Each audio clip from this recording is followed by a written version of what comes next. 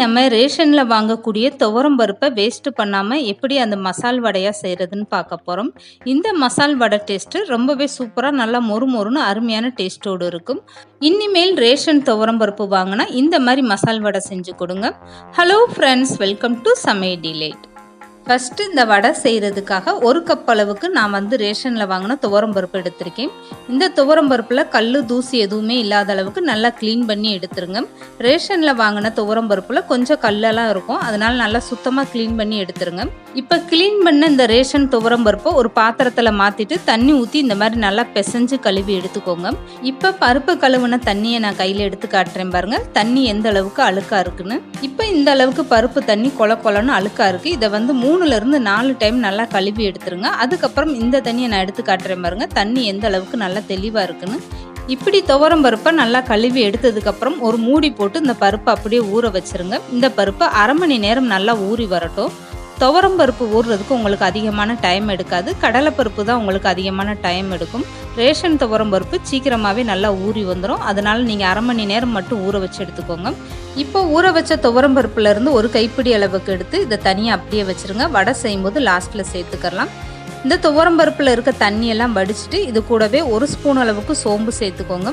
அடுத்ததாக 2 மிளகாய் பழுத்த மிளகாயாக சேர்த்துக்கோங்க. உங்ககிட்ட பச்சை மிளகாய் பழுத்த மிளகாய் இல்லைன்னா நீங்கள் மிளகாய் வத்தல்லேருந்து 2 சேர்த்துட்டு இந்த பருப்பை நல்லா கொரன்னு அரைச்சி எடுத்துகிட்டு வந்துடுங்க. மிக்சி ஜாரில் சேர்த்துட்டு நீங்கள் பருப்பை 1-2 இப்படி கொரன்னு அரைச்சி எடுத்துக்கோங்க. தண்ணி எதுவுமே சேர்க்கக்கூடாது நீங்கள் பருப்பு அரைக்கும் போது. இப்போ மசால் வடைக்கான பருப்பு அரைச்சி எடுத்துகிட்டு வந்தாச்சு. இதுக்கப்புறமா இந்த மசால் வடையில் சேர்க்கறதுக்காக ஒரு பெரிய வெங்காயம், ஒரு துண்டளவுக்கு இஞ்சி கட் பண்ணி எடுத்துக்கோங்க. கொஞ்சமாக கருவேப்பிலையும் 2 பச்சை மிளகாய் சின்னதாக கட் பண்ணிவிட்டு சேர்த்துக்கோங்க. இந்த மசால் வடைக்கு வெங்காயம் அதிகமாக தேவையில்லை, அதனால் ஒரு பெரிய வெங்காயம் மட்டுமே நீங்கள் கட் பண்ணிவிட்டு சேர்த்துக்கிட்டிங்கன்னா போதும். இப்போ ஒரு 5-6 வெள்ளை பூண்டு தோலோடு இடிச்சிட்டு அதையுமே சேர்த்துருங்க, நல்லா மணமாக இருக்கும் வடை சாப்பிடும்போது. இது கூடவே 3 ஸ்பூன் அளவுக்கு அரிசி மாவு சேர்த்துக்கோங்க. கடையில் வாங்கின அரிசி மாவு இல்லை வீட்டில் இருக்க அரிசி மாவு எது வேணாலுமே நீங்கள் பயன்படுத்திக்கோங்க. இப்போ எடுத்து வச்சுருந்த துவரம் பருப்பை இந்த ஸ்டேஜில் நீங்கள் சேர்த்துருங்க. இந்த மாதிரி நீங்கள் துவரம் பருப்பு முழுசாக சேர்த்துட்டு வடை செய்யும்போது அந்த வடை பொரிச்சு சாப்பிடல நல்லா மொறுன்னு சாப்பிட்றதுக்கு ரொம்பவே சூப்பராக இருக்கும். இதுக்கப்புறமா நீங்கள் வடைக்கு தேவையான அளவு உப்பும் சேர்த்துட்டு இந்த மாதிரி நல்லா கையை வச்சு மிக்ஸ் பண்ணி விட்டுருங்க. இந்த பருப்பு வடையில் நீங்கள் தண்ணி எதுவுமே சேர்க்கக்கூடாது, பருப்பில் இருக்கிற ஈரமே போதுமான அளவு தான்.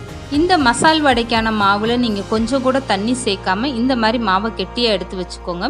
இப்படி மாவு கெட்டியாக இருந்தால் தாங்க உங்களுக்கு மசால் வடை எண்ணெய் குடிக்காமல் இருக்கும், நல்லா சாப்பிட்றதுக்கும் மொறுன்னு ரொம்பவே சூப்பராக இருக்கும்.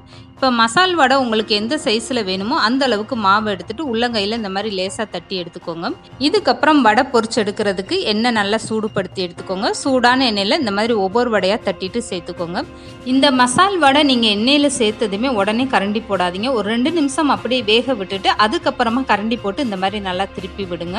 இந்த வடை பொரிச்சு எடுக்கிற வரைக்குமே நீங்கள் ஸ்டவ்வை மீடியமாக வச்சுட்டு வடையை அப்பப்போ இந்த மாதிரி திருப்பி விட்டு எடுத்துக்கோங்க.